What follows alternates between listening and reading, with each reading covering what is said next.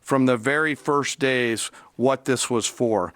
And along the way, they realized we did not have a weapon that could adequately strike and kill this target. So they began a journey to work with industry and other tacticians to develop the GBU-57. For over a decade, PhDs, geologists, and munition teams perfected the blast. They practiced it on dummy mountains. The bunker buster was born. Then the Air Force got a call Friday. Trump said the mission was a go. The crews that attacked Fordo were from the active duty Air Force and the Missouri Air National Guard. The crews ranked from captain to colonel, and most were graduates of the Air Force Weapons School headquartered at Nellis Air Force Base in Nevada. I will state for the record that there is no beach volleyball or football at the Air Force Weapons School. The target was the size of a washing machine. Miss, and the mission fails. The United States decided to strike these two ventilation shafts, as seen here on the main graphic, as the primary point of entry into the mission space. In the days preceding the attack against Fordo, the Iranians attempted to cover the shafts with concrete to try to prevent an attack. The cap was forcibly removed by the first weapon, and the main shaft was uncovered. Weapons 2, 3, 4, 5 were tasked to enter the main shaft, move down into the complex at greater than 1,000 feet per second, and explode in the mission space. The primary kill mechanism in the mission space was a mix of overpressure and blast, ripping through the open tunnels and destroying critical hardware. The Pentagon releasing these videos simulating the bomb blast.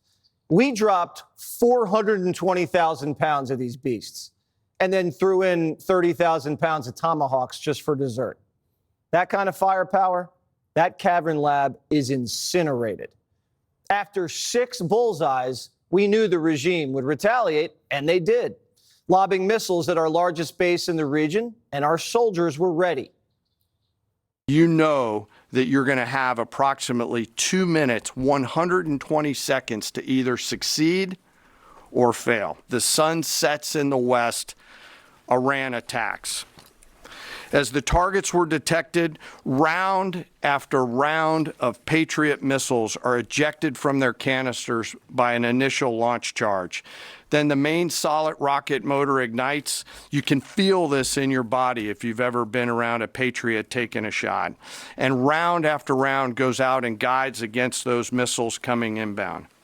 We believe that this is the largest single Patriot engagement in U.S. military history. These awesome humans, along with their Qatari brothers and sisters in arms, stood between a salvo of Iranian missiles and the safety of Al Udeid. They are the unsung heroes of the 21st century United States Army. Patriot battery operators were hooting and hollering that night as they intercepted missile after missile from the mullahs. We're so proud of our men and women in uniform. Such courage and such ingenuity. The mission was perfectly executed. The only question is if Iran moved their uranium. The uranium was removed from the facility before the B-2 struck. So I'm not aware of any intelligence that I've reviewed that says things were not where they were supposed to be, moved or otherwise. The International Atomic Energy Agency and the Israeli Atomic Energy Commission both say the American payloads completely destroyed the enrichment facilities and the centrifuges. Iran's even admitting its nuclear sites are toast. Our nuclear installations have been badly damaged, that's for sure, because it has come under repeated attacks by Israeli and American aggressors. The only ones who say Iran's nuke program survived, besides CNN, is the Ayatollah, who came out of hiding and says he slapped us like Bridget Macron. The Islamic Republic dealt a severe slap to the face of America. Besides Iranian Baghdad Bob, CNN couldn't find a single soul to back up their fake story. Oh, and they tried. You could see that the key nodes of a centrifuge program were hit. So the program is severely damaged. I am confident that Iran has suffered a catastrophic catastrophic blow to its enrichment program. They did it perfectly. So we should have, as kind of Norm said, an expectation that there was significant damage. The reporter who fronted the piece is a known con artist. They call her Nasty Natasha. In 2020, it was Natasha Bertrand who had 51 intelligence analysts falsely lie to her, but she still put it on paper for some reason, that the Hunter Biden laptop story was Russian disinformation. Also, in 2024, Bertrand pushed the suckers and losers hoax. She also pushed the fine people hoax, which was taking the president's words purposely out of context. And so this is a reporter who has been unfortunately used by people who dislike Donald Trump in this government to push fake and false narratives. She should be ashamed of herself. You know it's really bad when Morning Joe won't touch the bunker buster hoax. We also have to be cautious about being played by people inside the intel community who want to get their message out. That's happened an awful lot. Happened a lot in Iraq. It happened a lot in Afghanistan. So again, that's why waiting to see what happens actually and not drawing too many conclusions makes sense. Jake Tapper says he's just being a journalist and asking questions. Asking questions is literally our job. Demanding facts and answers instead of just taking a president's word for it. Jake just started asking questions when Trump got sworn in. He never asked why Biden's taking the short stairs or why an Alzheimer's doctor is visiting the White House every week. Now, we're not saying you have to believe everything the president says. You don't. But use your head. The Air Force hasn't missed a target since Desert Storm. CNN just spent 48 hours claiming our bombs don't work and Iran's nuke program's intact. Now Tapper's saying, we were just demanding answers. And his next book's going to be called How Trump Destroyed Fordo.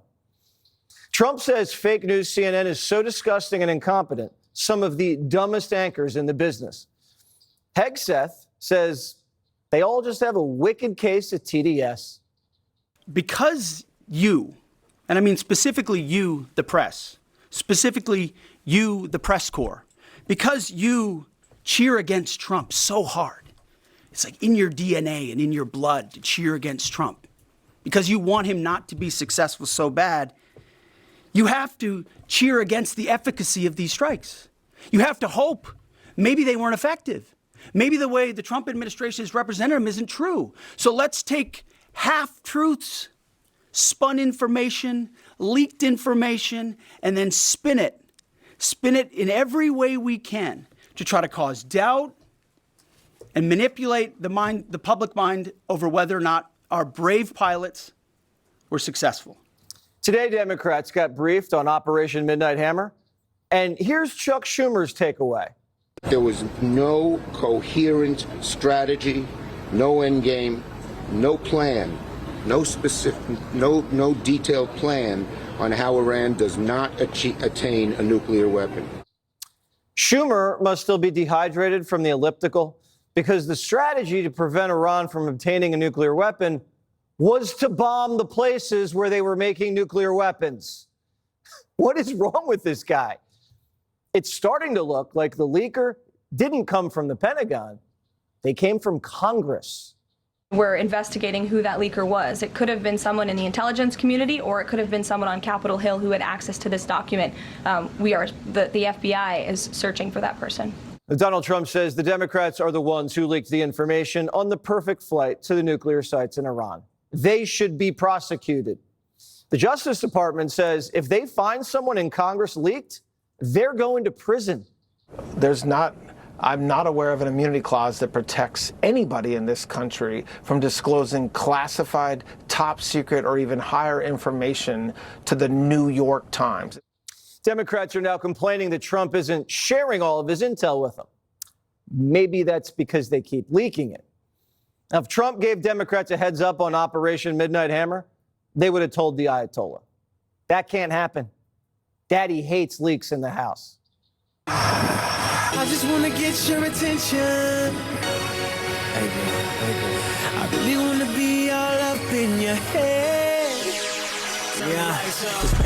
Is it you say daddy's home?